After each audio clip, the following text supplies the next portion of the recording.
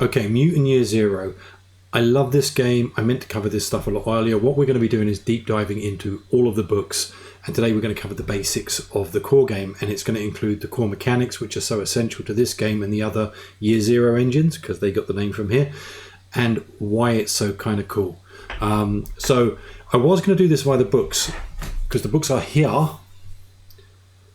And they are gorgeous. Now, this was sent to me by Free League, because Free League are just freaking awesome and they support people. But I would have bought them anyway because I desperately want to run this, and I am going to run this because it's that good. Now, if you can probably see this here, wrong way, reverse. Forbidden Lands is up there on the shelves. I have got all the Forbidden Lands stuff, which I absolutely adore, and I want to cover that again in the future as well. So Free League are just epic. But let's get stuck into this. So what is Mutant Year Zero? If I jump in here, we are fighting at the end of time for survival, which is cool. So you are part of an arc, which is a bunch of people, but everybody's about the same age as you, which is like early 20s type thing. And there's nobody, there's one old person there, which is the elder. There's no children have been born, and you've been in this safe place called an ark. Unfortunately, the ark is now running out of food, and you have to go out into the zone to try and survive. Now, I'll show you the zone here briefly. Yay, close. So here's the zone. So if we zoom in, this is a map of kind of like old London, I think, which is really, really cool. And it is essentially each of those little squares that you see, if we zoom in further, is a little area that you get to explore. And what Free League does amazingly is it gives you loads and loads of random tables and loads of stuff to create what's in there. Your players will help create what their arc is like, and I'll show you a picture of an arc quickly here. So yeah, your players will create what their arc looks like. You'll place it someplace that you like. You've seen here, so here's an arc, and that's where the elder lives, and you've got water sources and all this kind of cool stuff. But then your players will end up having to go out into the zone to explore, and that's the only way that they're going to survive. And that's really kind of cool because it gives them a reason to go out into the zone. Now, if we come back here, right, yeah. So what is the core of the game? Well, you have to fight for everything you need. So you need to fight for grub. Food's massively important, and not contaminated food's really important. Same as water, and same as bullets. So bullets is actually the currency, which is really cool. And this is one of the things I'll get back to a lot. It means every time a player uses a bullet, they're making a choice of what to do, and bullets are very valuable. And the nature of the system is that players are constantly having to make choices because nothing comes easy. The world is really dangerous. The GM isn't trying to kill you, the world is. The GM's rooting for you. But players are having to make choices all the time, and the mechanics really lean into that. You also have projects, so you're part of this arc. Free League do these separate kind of meta games, which are amazing. And in every session, your players, or often your players, will actually be deciding what the arc is going to do. They won't be deciding it as their characters, but overall, they'll be helping to build a certain type of arc, whether it's one that's pushing for technology or military or food. Like you get to pick what it does, and that will influence the game massively. So your players are kind of like having that bit of influence over what the world is going to look like and how they're going to interact with it outside of their characters, which is cool. So they'll be deciding their own projects, and you'll be exploring the zone. So as players go out, they will need to go and explore the zone to find stuff, and as they do it, they're going to slowly start uncovering history. They're going to slowly start uncovering cool stuff, and as they uncover stuff, it will then impact them and the arc and everything else. And there'll also be this search for Eden. Eden is this magical, mystical place that may or may not exist. Maybe, but there are clues to Eden all around, and it's a kind of a legend, and players get to choose to follow it if they want to, and they'll discover more and more about Eden as they go through this book, but even through the other books as well, which I'll cover later. So I think probably a good starting point here now is going to be to briefly go through the mechanics. So if I grab here, I'm going to grab Otiak.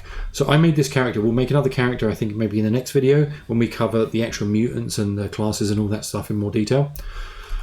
But it's important to kind of cover this core mechanic so it really helps understand what the game's all about. So it's a dice pool mechanic. You're rolling d6s and you're looking for a 6. A 6 is a success. And your dice pool is made up from three factors.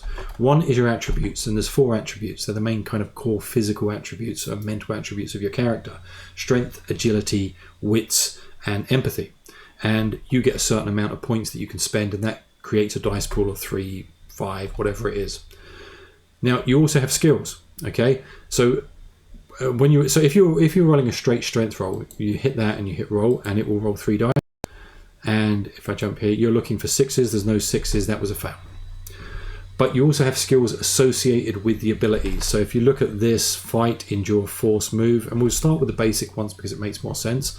People are more used to them. So if you're trying to force something, you would hit force, and you roll your 3 base dice to do with your strength, and you roll your 1 skill dice, which increases your odds.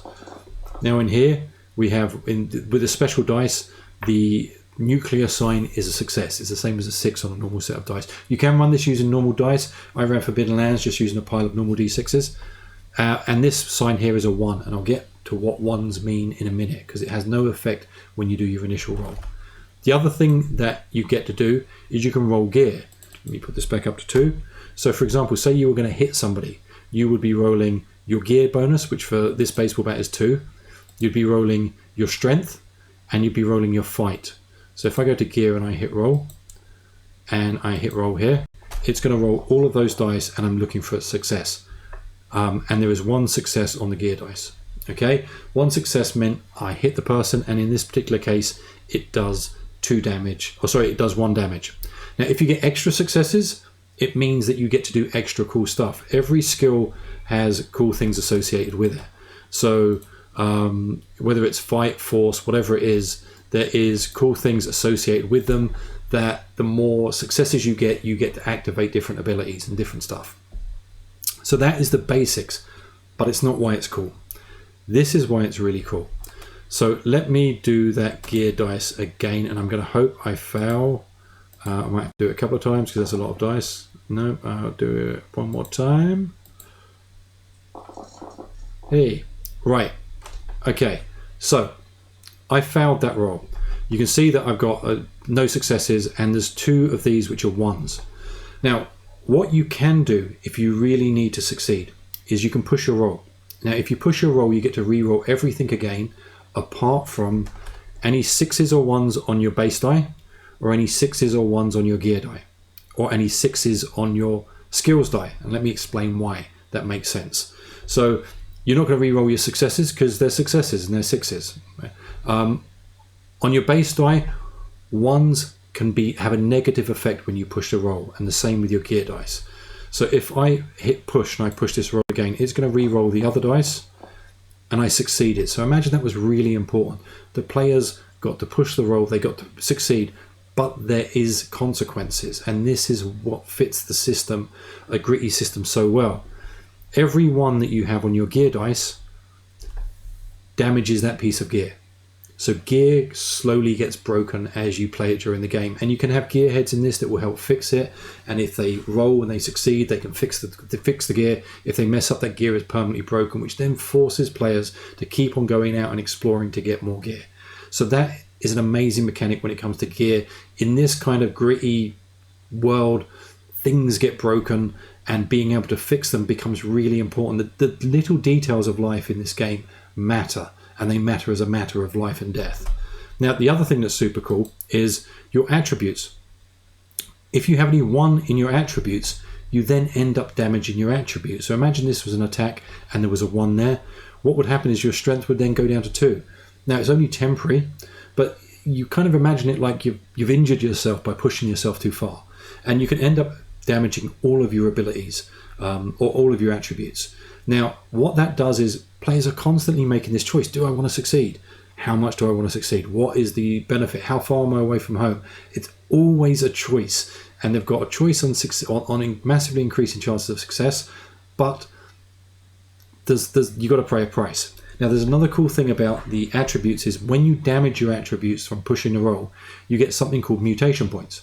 And mutation points is what you use to activate your mutation. And all the games have a variation of kind of mutation points, but it means that you don't just fail, you get something good out of it as well. And this is a theme that kind of sticks through the Year Zero games, which is brilliant. It's willpower in Forbidden Lands. I'll never get that right. And that activates magic powers, but it's a really, really cool mechanic, and it's made perfectly for a system or a setting where things are not good and you've got to struggle to survive. So that's the basics of the mechanics. Now, if we look back here at the gear, you'll see now that gear is now damaged. You can see its bonus is done. I won't be able to roll on that gear because there is no bonus left on it. So it's broken until it gets fixed. Now, that is the basics of the mechanics, which is, and when I say basics, there's a hell of a lot more to it as you play the game, but it's this game of, as you go through the game, you pick up points to improve your character. You can end up improving your skills. You can't improve your attributes. And generally over a period of time, your attributes will probably weaken because the zone is a rough place and you will end up getting damage done to yourself. And I'll break down all the different mechanics for the zone itself. But I think it's really important to cover that idea of players have a huge amount of say in succeeding. Also, when you foul means generally something bad has happened. Which again helps push the story forward. But players have this control over it, but at the same time they have to pay a price and have to constantly make choices, which fits this setting absolutely brilliantly. So we've went through the dice here, fast forwarding, blah, blah, blah. Yeah, that's kind of what I'm going to cover in here, because this is really just to kind of cover the real basics that I wanted you to understand the base mechanics. You are living in this place which is going to try and kill you. You're going to be forced to go and explore the zone because it's the only way for you to gather things, and gathering stuff is how you survive. You're part of an arc that's going to be slowly and surely growing by you, but bad things will also happen because anything you've got, people will come for. And that's kind of the base of the game. Now, we'll break in, the next video is going to be completely breaking down how to create characters and the different types of characters and the different types of stuff they do. It's going to be a longer video. And then for that, what I'm probably going to do is I'm going to work through, the characters will probably be covering all of these or most of those, and then we'll cover kind of conflict and the arc and more about the zone. And then that will be this game done, and then we'll move on to probably Gen Lab Alpha, which again is the same kind of premise. Well, it's a different premise altogether, but it's super cool. So I hope you enjoyed this, and I will catch you in the next video.